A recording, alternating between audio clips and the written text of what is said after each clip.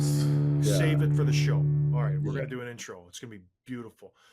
Good morning, everybody. Welcome to Dropping the Gloves. We got a familiar face joining the show today. We get Milan Lucic coming from St. Louis. Milan, how are you, my friend? I'm good. I'm doing good. How are you? You know, I can't complain. It's always great to see your face, first of all, because you always seem like you're in a great mood. What's the great thing is, though, you interview these guys years ago, then you get them back, and I'm like, can we switch times? And he goes, I can't. I got to pick up my daughter from school. You're such a mature guy. How many kids now do you have? Three. Three kids. He's in full dad mode. It's a beautiful thing to see, because I myself, have lots of kids. So good for you, Mr. Dad. But I want to talk about you and what the hell we're doing here. You're 37 years old. You see the state of the game. You got Connor Bedard, Celebrini, McDavid's flying up and down the ice. You honestly think you're going to jump on an NHL squad here, Milan? Yeah. I mean, I've always had self-confidence, right? I mean, even when I was 14, 15, 16, there was a lot of naysayers, and I just always believed in myself, and I still feel like I have, something to give. Unfortunately, I got a little derailed here with an injury in camp. One I've surprisingly, as a hockey player, I've never experienced before, hurting my groin. Yeah, so genetically, I was always good as far as any growing pulls or growing tears or anything like that. So I mean, the timing of this isn't ideal. I mean, couldn't have come at a worse timing. Right. But I'm just fortunate that I'm still have this opportunity, and Marshy alluded to this. When someone asked him, I think it was either before the season or just before camp, saying, kind of playing until you can't play anymore, or play until they kick you out. Yeah. And I remember being a young guy when we had a 42, 43-year-old Mark Recchi on our team. And, he used to say all the time, play until they kick you out. And it was funny too. When I hit my 1,000 game, there was a bunch of guys around the league, even guys that I hadn't played with, that had reached out and congratulated me on playing 1,000 games, who had played 1,000 games. And they just said, just keep playing until you can, because there's nothing better than being a professional athlete and being an NHL hockey player. So, I still feel like I can play, and I'm just happy and fortunate enough that, the Blues are giving me a chance to do that. Well, hell yeah. Like, I like everybody, ideally, they would go, I'm going to leave at my peak. I'm going to leave when, they still want me. Name one person who does that. You know what I mean? Other than Michael Jordan. No, Michael Jordan even played when he was on the Charlotte Hornets, where he was an old fart. But like Washington Wizards, yeah. Washington Wizards, he owns the Charlotte Hornets now. I'm Yeah. so out of touch these days. But yeah, and it's not like you're that irrelevant. Like, you still are a really good player. But I want to know, you get hurt the last preseason game. Your camp was going good. Were you going to make the team? You'd obviously had conversations with Doug. I'm sure throughout the camp you guys were talking, you and Monty and Doug and them. What was the outlook like before that injury? Actually, the injury happened after my first preseason game. So I had played through the injury. Oh, no kidding.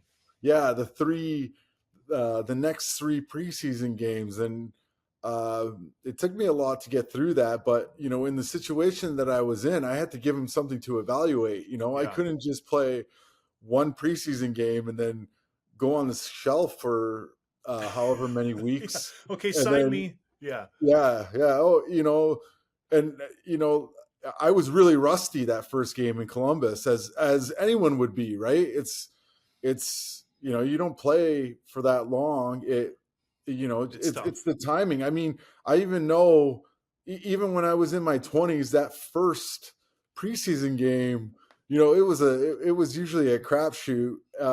Your timing's off. as an individual and as a team, you're trying to find where you're supposed to go. Guys usually aren't in the right place. When you're looking to make a pass or even get open for a Yeah. pass. So I was a little extra rusty. So I kind of pushed myself through it, just to give him a little bit more to evaluate. But to answer the question, it's funny. I didn't talk to Doug or Monty too much about that. Yeah. Um, Basically, the conversation was, get healthy, get yourself back up to what 100% is now. As you know, we'll never be 100% Yeah. like we were, but we want to see you get back up to 100%, and we'll reevaluate the situation. So, you know, I this is just my guess. I think most teams would have been like, "Oh, you're done. You're Yeah. old. Get healthy. We wish you the best of luck." But just that they're willing to, you know, allow me to get healthy and give me another look.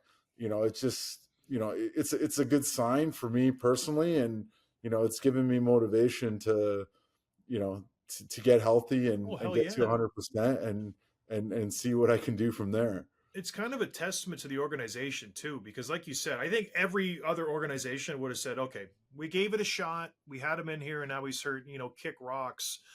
Does that relationship and the familiarity you have with Montgomery kind of play a part in that? Because you played for him in Boston, he knows the type of guy you are and the type of player you are. That must help a little bit. I'm sure it helps a little bit. I think that's more of a question for him to Yeah, answer. right. Yeah, yeah, But I think it's a good young group here, and I yeah, think if you look at their season last year, they made a real big stride in the right direction. Um, I think they lose Ryan Suter. Obviously, great player, great career. He's not officially retired, so I don't know what's going on with him. But I think he was a big reason why to help the leadership group here. yeah, Help them, turn things around and make the playoffs last year. If people remember, they were a few seconds away from beating the President's Trophy champs, Winnipeg Jets, to making the second round. And so you lose a little bit of that leadership in the room. So that's kind of my thinking of it. Obviously, what I think and what's factual are two different things. yeah. So, but yeah, it's for me now, in my role. I mean, you know, you're not expecting a 25-year-old Milan Lucic to walk in, but it's someone with experience, someone that knows how to play in certain situations, and be a calming presence, but also a bigger brother, protective type of guy, and just look around. I mean, if you look back, and I've said this in other podcasts, if you look back since 2019 when the Blues won. Um, every team that's won since then has gotten bigger. Yeah. You know, Mm-hmm. what did Tampa do to win those back-to-back cups? They added bigger players and big, especially on the backside and the back end with D-man. They got bigger. Colorado, a bigger, stronger team. Mm-hmm. Um, Florida. Vegas, bigger team. Florida, bigger team. So, it's that, when you get into the trenches of, the hard parts in a game, you kind of need those big bodies and also the experience of, how to calm guys down and how to ramp guys up depending on which way it is. So I think that's kind of, you know, what I see and I evaluate the situation is coming into a team like this that has some really good, strong young players, but are still learning to, take that next step. And I think you nailed it on the head with the skill and the size that's needed. And when you look at the league, we had Tage Thompson on the show a couple weeks ago, and I'm a big Sabres guy, love them. And then I look at his team and I asked him, like, Tage, how did you like that last year when you got blew up and nobody really did anything? And it kind of brought me back. The reason I went to Buffalo was because you took Yeah. the most disgusting cheap shot I've ever seen on Ryan Miller. We won't go into that because it just still boils my blood, Milan.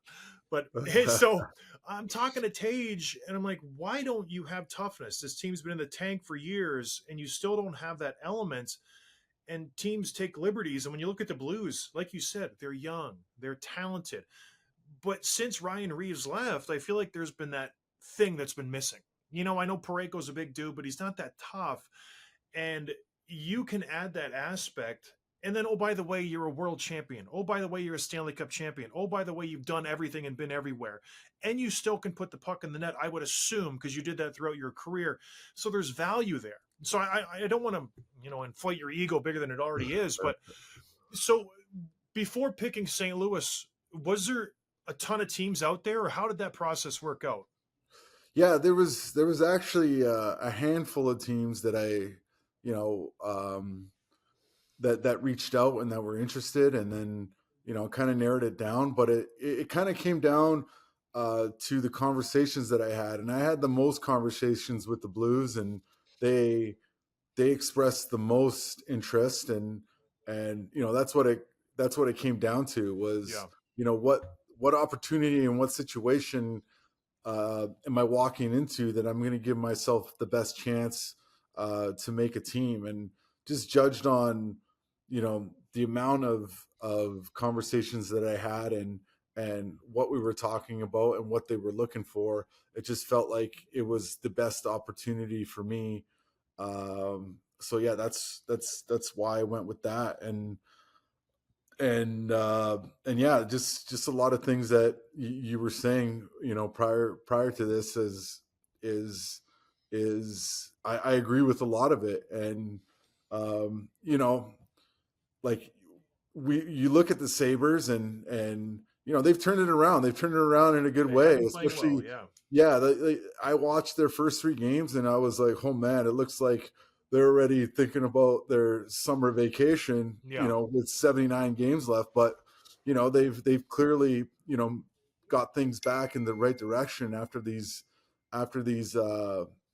last 4 or 5 games, which is good to see. So yeah, I mean, there's still impact for it in the league.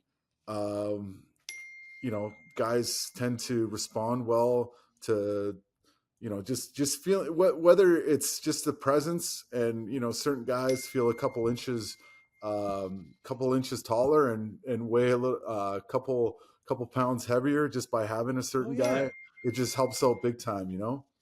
No, it's huge. Everybody just tries to play it off like, oh, you don't need toughness. Hell yeah, you do.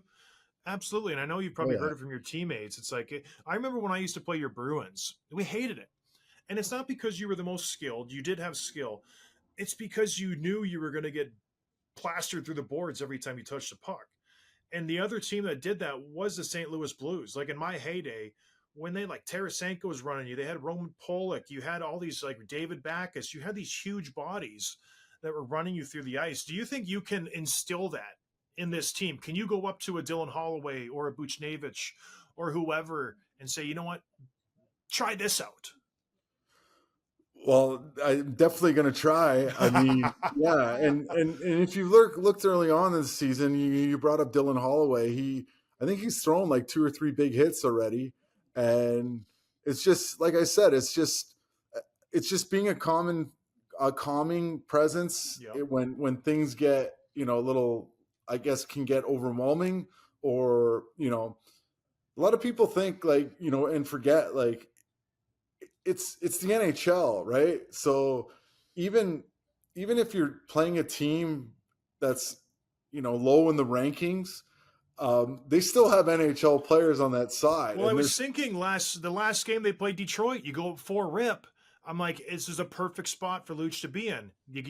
They start coming back. It's 4-1, 4-2. That's would have been perfect for you to be on that team. Like settle the nerves, get into a fight, get a big hit, and calm the nerves, and everything's fine. You win that game. But Detroit scores 6 in a row and you lose. right, and those things sometimes happen, and what I see now, and I'm not just talking about the Blues, I'm talking about the NHL in general, is like from when me and you grew up, the training's a lot different now than it was when we were playing hockey growing up. Hmm. A lot of these kids are doing a lot of these kids are on the ice 7 days a week, 12 months a year, which is Yeah. not like anyone from our generation. And they're doing a lot of one-on-one skill, and so sometimes when things get, I guess, when the other team's got momentum, um, they try and do, I guess, too much. They're trying to do Mm-hmm. too much and trying to make a high risk play. And when things like when I talk about a calming presence, you know, you can just tell the guys, hey, like, let's simplify, like, just straight lines, just simple passes, get in the Yeah. ozone, get in the cycle. And I like to call it, play that ground and pound where you're getting down low, or you're forechecking, and then you're just establishing zone time. And then on the flip side, if your team is flat, you can ramp it up and provide something also with the same formula by simplifying, but getting into the forecheck, creating momentum that way. A big hit, and whether it's me or encouraging another guy to step out of his comfort zone to do that, and that's, I guess, my point that I'm getting to is, you can be that presence, whether on both sides, Yep. just knowing the game within the game. Because yes, everyone, it's about, the final score, and who wins at the end of the night. But there's so many little games and situations within the game that, certain teams are still learning. And it does take, it takes time, and it takes trust, and it takes leaders, it takes, a whole group effort in order to establish that foundation within a team. It's funny when, well, the Florida Panthers have been successful now for 4 or 5 years, that they started winning Stanley Cups when they did exactly what you said. And everybody thought it was revolutionary. It's like, oh, wait, they just throw the puck at the net and get a rebound? Like, that's how they get their goals? Like, Sam Bennett all of a sudden is a superstar? It's like, no, he just gets in front of the net and he gets a rebound and it goes off his shin. Versus, when they were the President's Trophy winner and scored a million goals, and then they get the playoffs and they get waxed. So it's just funny. And then they get Brad Marchand last year and he's a revelation. It's like, no, he's just playing smart hockey. Like, he gets it deep, he digs it out, and they score a goal, and everybody's just like, "How do you do that? It's crazy." Right. And to add to that point, it just wears the other team down. Yeah, Right. It just wears them down when you're having to play against that, you know, for 60 minutes, or in a 7 game series. It eventually just wears you out. yeah, Right. And to go back to that old point, when you have big bodies doing that, it wears you down even more. And you talked about our Bruins teams, and how you guys hated whether we came into your building, or especially when you guys came into yeah, our building. We would just wear you down. And that's why we were a good team, is because it was simple. It wasn't, like you said, complicated. It was simple, but it was hard to play against. And it would come, whether it was the first line or the fourth line. yeah. That's the key. Everybody did it. Everyone bought in, and everyone was doing it. And it's a simple formula, but it's, the coaches have to do a good job by, I guess, convincing the guys to Yeah, buy into that. that's the key. And the leaders and the older guys, setting the standard for it. So that, it, like you said, there's people out there going, "Oh, how are they doing this?" When truly it's a simple formula. But it's hard, right? Because it takes consistency. It takes every day, whether even in practice days, you got to bring it. And Yeah, and and that does it's easy, but it's hard at the it's same hard to time. get everybody to buy in. I think you nailed it, because you go from, does Bergeron want to get 100 points, or does he want to win a Stanley Cup or contend every Right. single year? And not a lot of guys can do that. So you've been around this team for a while. Do you see this team being, a Stanley Cup contender? Because they have, like, there's so many great pieces on this team. You got the offense, you got the defense. I love Robert Thomas. I think he's one of the most underrated guys out there. You got the burner and Cairo. You got the young guys, and the defense is starting to get healthy, and they look really good. Do you see pieces here that, we can work with this? Yeah, I definitely do. I think there's I think there are things where you talked about where they can compete. I think if you look at last year, the way they played from especially after the Four Nations. I think they were the best team in the league, and that didn't happen by accident. And but it just goes down to what I just talked about is it's a buy-in from everyone, and it's you know even though there's a lot of great players here, Yeah. there's not a McKinnon or a McDavid or a Yeah. Crosby on this team, but as a group, there's a lot of really good players, and it takes everyone, and it's just a matter of everyone buying in and everyone being in sync, and once everyone goes in the right direction, I think you saw last year what they were able to do. But every year is a new year. You gotta reestablish it every single season, and even the good teams will tell you. Even teams that have won back to back, they didn't do it the exact same way. Yeah. It's still Yeah. a different road and a different path to get there. And there's ups and downs, and there's adversity. It's just how you handle it, and how you come out of it, and but yeah, to answer the question, I think there's some really good pieces, and it's a good team here to definitely compete for to have some playoff success. So you mentioned the Four Nations, and the biggest shock going into that was the starter for Team Canada, your goaltender Jordan Binnington. I have always thought the guy's a complete psychopath. That's just the vibe I get from him. You've been around him a little bit. Can you just confirm that? Like the guy's a lunatic?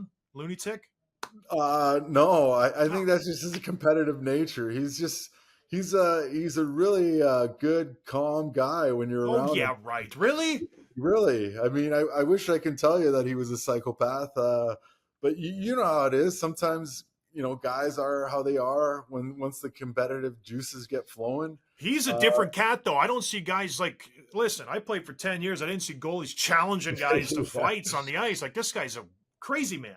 yeah, I didn't really see that either with the guys that I play with. There was sometimes Timmy Thomas would get mad and Oh want to gosh. fight, but yeah, I mean, it's just his competitive nature. It gives him an edge, and Yeah. as you can see, he's won some big games. I mean, Yeah. he's a big game player. He's played well, and I'm sure he'll get the nod for the Olympics here as well. So, he's like I said, he's a good guy. He's a fun guy to be around.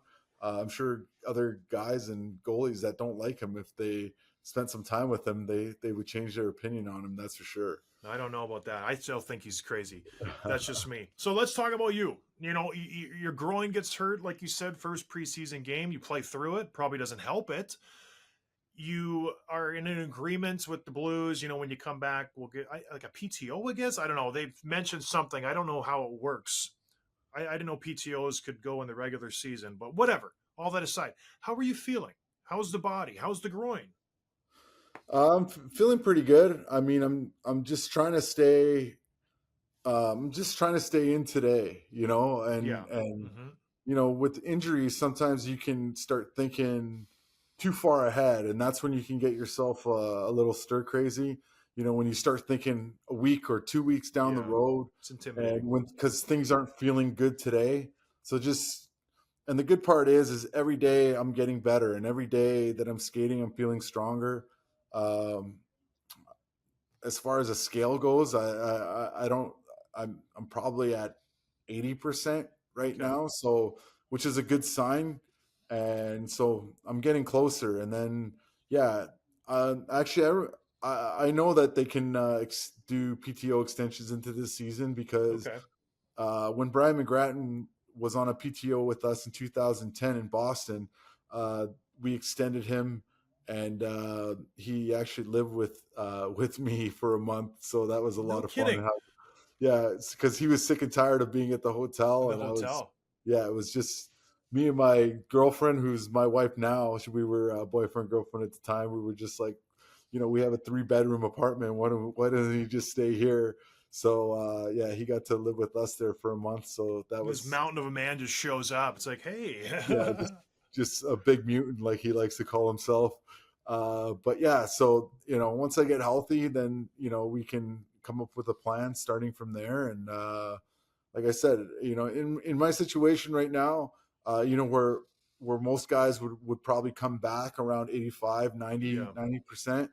And but for myself in this situation, I got to make sure that I get myself to 100%, so I give myself the best chance and best opportunity to make a team. Yeah, this is it, man. Like, you know, you 100%. You need to be. Yeah, I don't think there's a lot of teams are going to give 38-year-old guys a chance next year. So this is kind of it. Right, exactly. So I got to make sure that I'm fully ready to go Yeah. before I start this. No, that's smart. So, are you training with them? Are they letting him use the facilities? Or are you around the guys at all? Like, how does that work? Yeah, that's yeah. I'm around the guys, and they're rehabbing me and training me and Oh, that's skating me. great. Yeah, so it's worked well. Like I said, I'm really fortunate to have them. Obviously, I can't skate with coaches or players or anything like that, so I'm Ah, skating by just CBA rules. yep, yep. I didn't think Can't of break that. any rules. Mm-hmm. So we're doing everything to stay within the rules.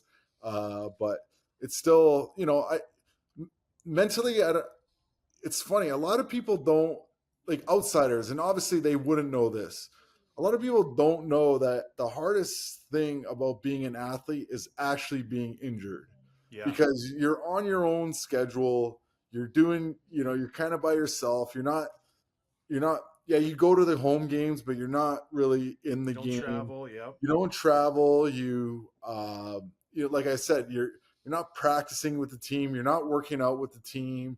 You're not really doing anything. So, mentally, I think and physically, it's the hardest thing of being an athlete, because you know, especially you work hard so summer to get ready, and then you get hurt, and it's almost, you got to work even harder physically to get yourself back up and running. And then mentally, you're just trying to, just keep yourself, like I said, you keep yourself present, feel your feet on the Yeah. ground, because your mind can wander. And we're all athletes, pro athletes, right? So we get impatient. We want things to happen right away.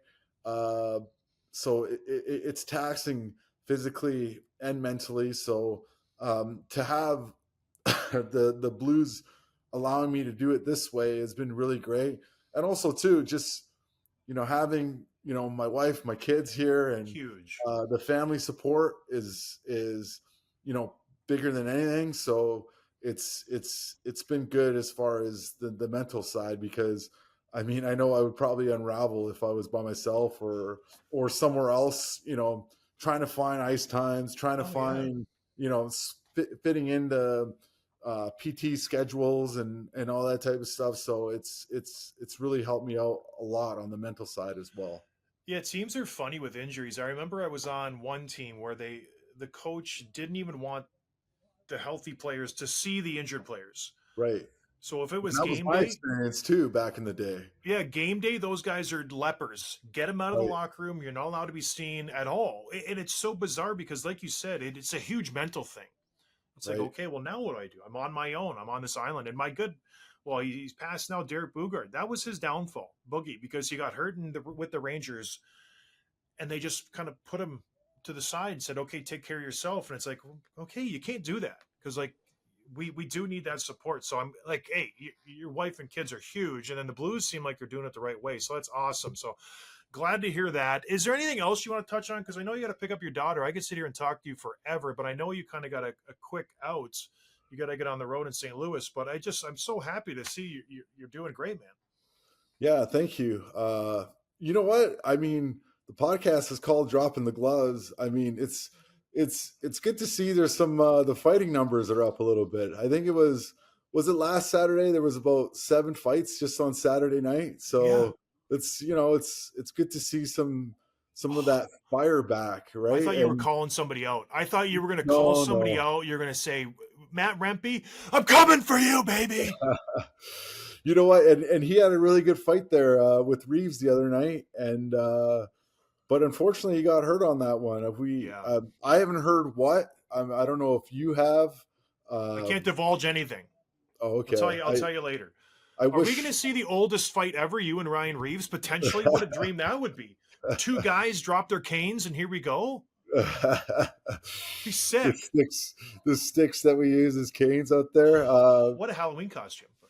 Yeah, but no, no, no. It's like I said. It's good to see some of that fire back. You got some. I mean, that what's his name, Douglas. There, his first Yeah, the game big boy fighting from McDermott. Tampa. Yeah, fighting McDermott right off the get go. The other guy there in Tampa, is it Lillenberg, or he's had a couple fights. Another, I think he's like 6'3", 220. Just a big Lilleberg, yeah. Yeah, so it's good to see some fights and guys. I mean, I don't dissect them as good or as much as you do, but I do enjoy seeing them because, like we talked about, it still plays a role in the game. I think the fans still love it. I think Oh yeah. especially because especially I think as far as viewership goes, it's as popular as ever, and there that to me that's still a part of the game, allowing the players to police themselves. I think if you ask me, and I'm sure you'll agree with me, is cheap shots go down when there's a fear of the players policing themselves. And so it is good to see, and hopefully we see more of it. And just like anyone, I haven't talked about this yet. When I saw that 3 fights to start off Canada US at the Four Nations, You're I licking think your I chops. got I jumped off my couch and I was ready to go. Oh, Yeah. my blood was boiling, and it was People it love was fights. it It's was just great like, to see.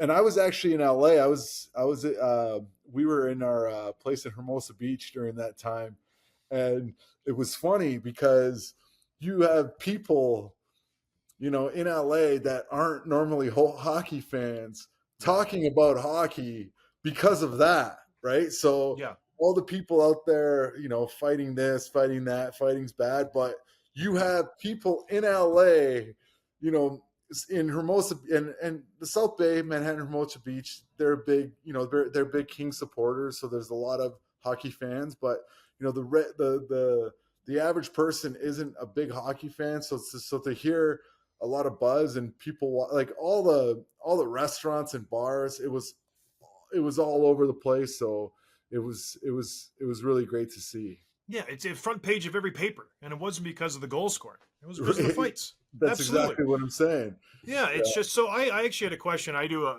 Patreon. My loyal fans, they pay to hang out and whatever.